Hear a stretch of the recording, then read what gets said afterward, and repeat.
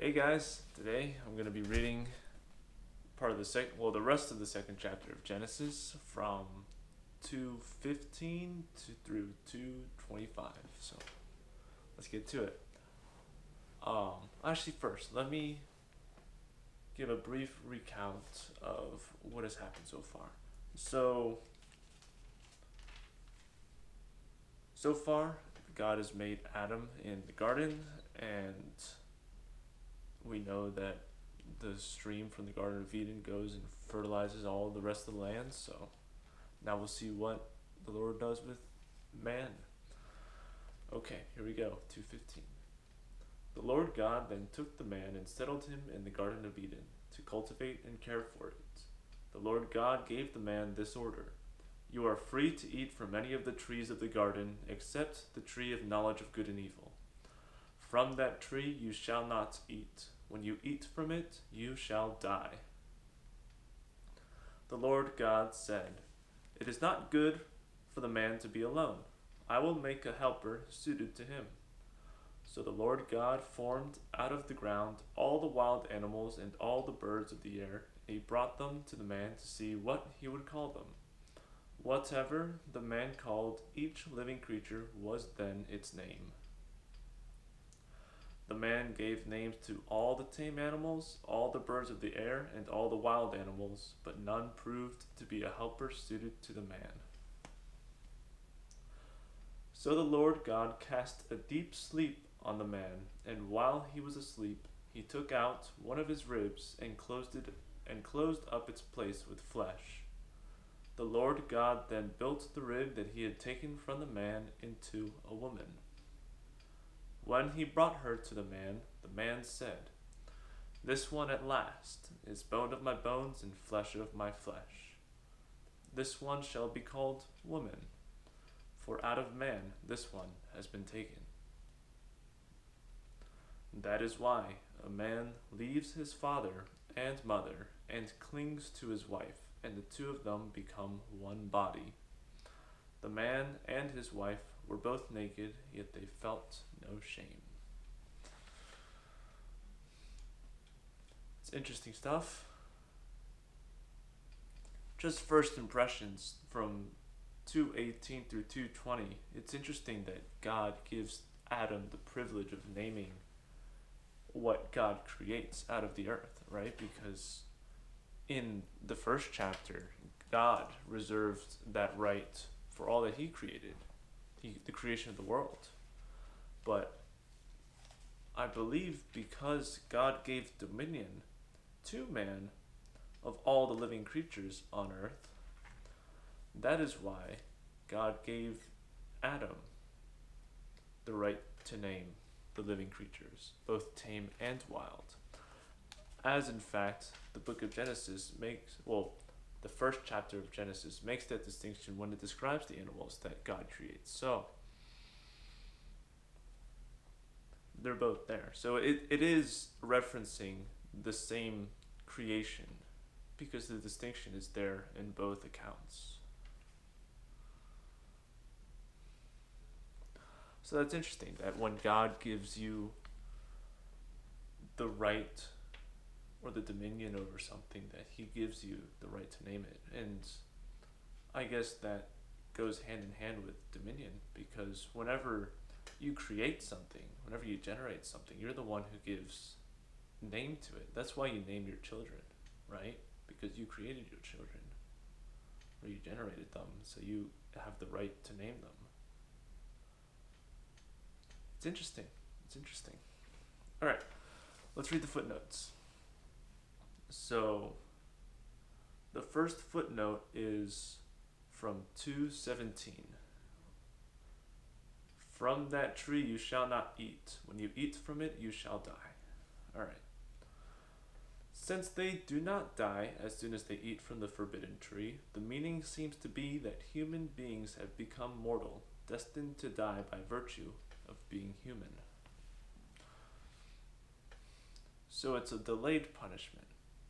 God doesn't kill creation outright before it has a chance to expand. He doesn't destroy the creation he found to be very good in the first chapter of Genesis because it makes a mistake, right? He doesn't obliterate humanity because of its disobedience, even though it is a sign of flaw or a fault, per se. So I guess that's the first instance of God's mercy, right? Even though we weren't perfect, even from the beginning, he recognized that we were still good, even though we were disobedient, and so still allowed us to have progeny, to procreate and reproduce and expand our horizons, to create civilization, right? So it's interesting. It's interesting because whenever you make something that you may find a fault in, you're tempted to throw it out, right? If you make a sculpture and you see a fault in it, then your first instinct is to either rectify it, and your second instinct is to debate whether to keep it, whether the fault is worthy of throwing away.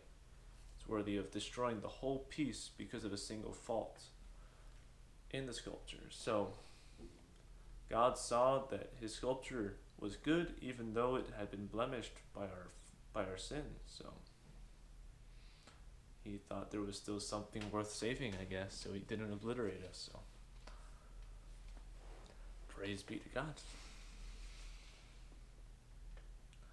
Alright, so the second footnote is for 2:18.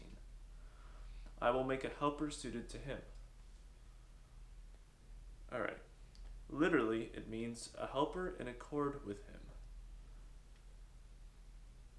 So that's different than suited for him. In accord is they're in accordance. It's more of a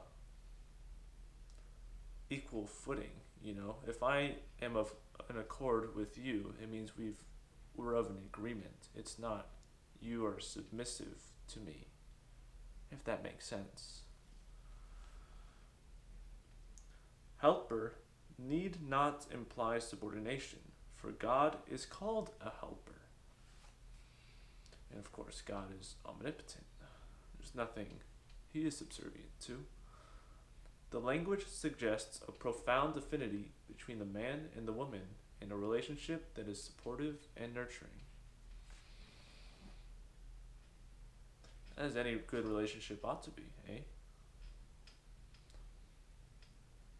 Well, it's good that our first parents were like that, I suppose. Perhaps we should learn from them, even though that they made a mistake. Not everybody's perfect. Nobody's perfect. I guess that's the meaning of original sin, eh? Alright. Third footnote. Where is it? Alright. This one shall be called woman, for out of man this one has been taken. Oh no, that's not it.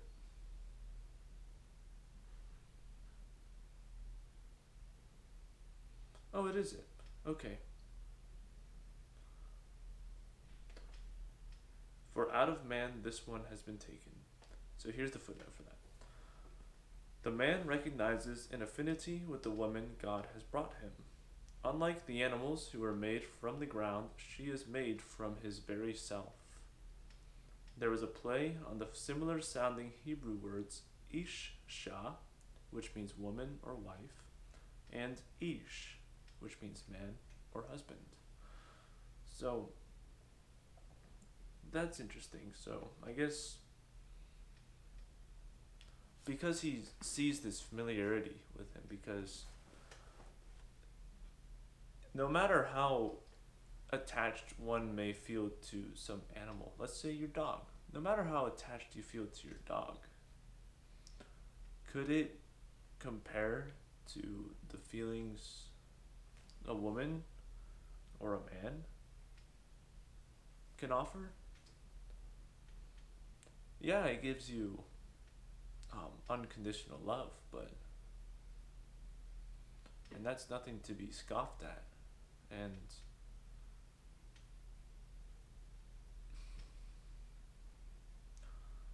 but humans, they prefer the company of other humans, you know? They prefer something that is similar to them, that can understand them, empathize with them, and we like to be around company that we appreciate and who can appreciate us. And that's not to say a dog can't, but can it to the extent a fully conscious and aware human might? There's a reason why we marry each other. It's because, well, you don't think you can empathize anymore with another person other than the person that you married, right? There's nobody you can love more. There's nobody you can feel compassion more. Nobody you can care for more. And it's basically unheard of for people to become so attached to their pets or to other domesticated animals, or even to any animal in general, to such an extent that you neglect the people around you. And I mean, there's some who do. It's not, I shouldn't say unheard of. It's heard of. You know, there are people who cling on to their animals and pets to the negligence of society at large, or people, or just sociability at all. And,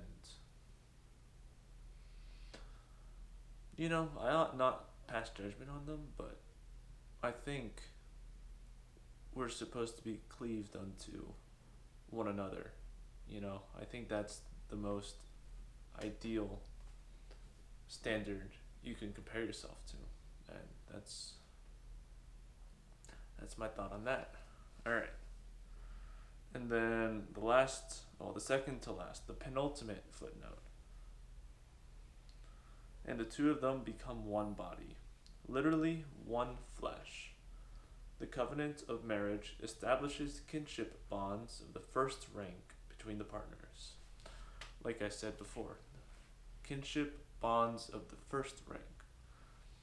Not to say that you can't have a kinship bond with other people that you still love, but not of the first rank, or even of pets or animals, which you may love, but not as the first rank.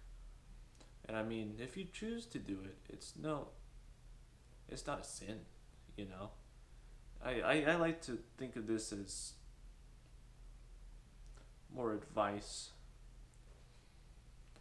than a moral injunction, like a harsh moral injunction, especially in our day and age, you know? I mean, it's good advice, it's sound advice, but it's not particularly necessary, you know? I think there are more important moral tenets in this book that go beyond that of marriage, per se. And those are the ones that should be regarded as more of an injunction rather than as advice.